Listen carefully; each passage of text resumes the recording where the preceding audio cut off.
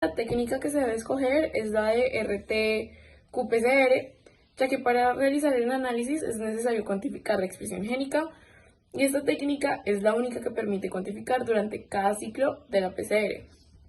Además, al agregar el inductor se empezaría a transcribir generando RNA, siendo necesario utilizar la transcriptasa inversa para tener ADNC. Para el aumento de la especificidad es necesaria la implementación de sondas Tachman, las cuales se van a unir en la mitad del gen de interés, y esto va a hacer que se genere fluorescencia. La segunda pregunta es: planteen cómo sería el diseño experimental, en este caso para explicar esa técnica.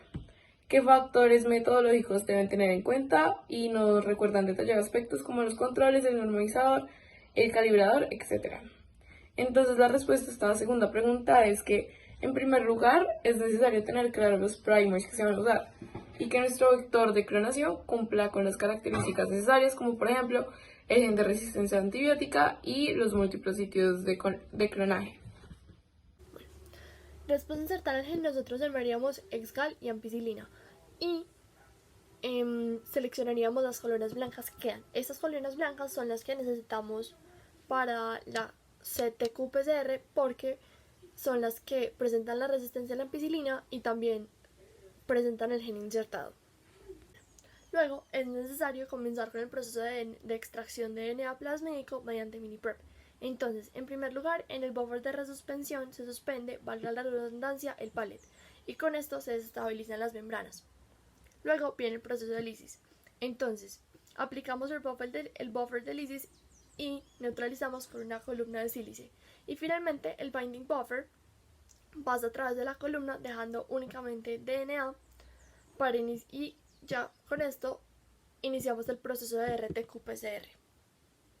Bueno, para el proceso de RT-qPCR debemos tener en cuenta que lo primero que va a actuar es la transcriptasa inversa para poder lograr el ADN complementario.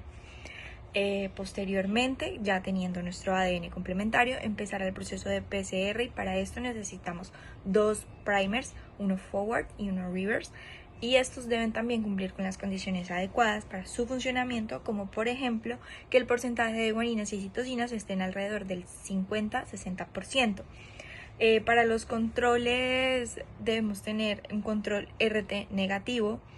Este tendrá todos los componentes de la PCR excepto nuestra transcriptasa inversa.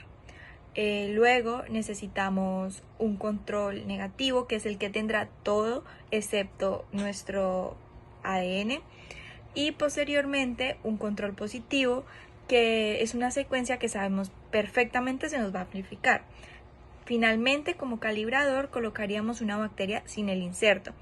Así lograríamos comparar cuánto se nos expresó el gen, y como normalizador un housekeeping.